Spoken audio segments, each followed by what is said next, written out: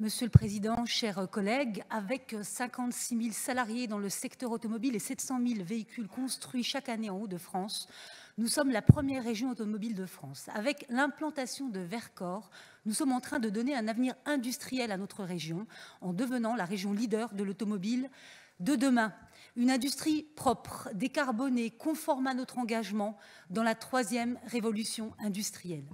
En effet, la transition écologique passera par la réduction des gaz à effet de serre des véhicules et aux côtés de Xavier Bertrand, nous prenons notre part dans cette transition par le développement de l'électromobilité.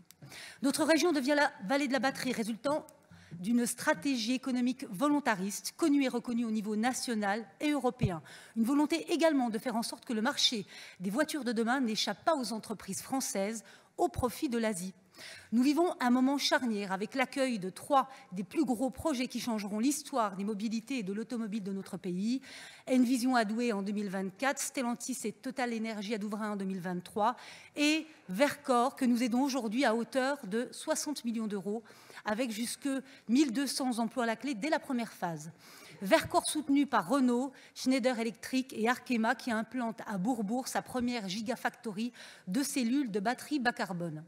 Ces 3 gigafactories, ce sont 7 500 emplois directs et 15 000 emplois indirects. En effet, un emploi industriel, ce sont 2 emplois indirects créés autour d'un écosystème automobile régional, des sous-traitants locaux, mais également toute une économie de services pour accueillir les futurs salariés.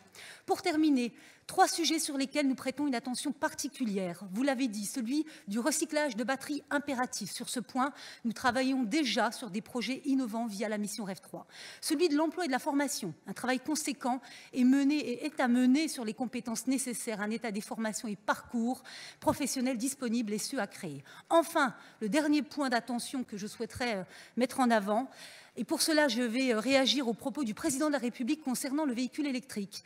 Le président compte sur la production d'1 million de véhicules 100% électriques en France d'ici 2027, 2 millions en 2030, avant un passage au tout électrique en 2035. Le vrai défi, c'est de rendre le véhicule électrique accessible à tous, surtout pour les ménages les plus modestes. Il faut réunir transition écologique et solidarité à un moment où 85% des Français estiment devoir se serrer la ceinture. Je vous remercie.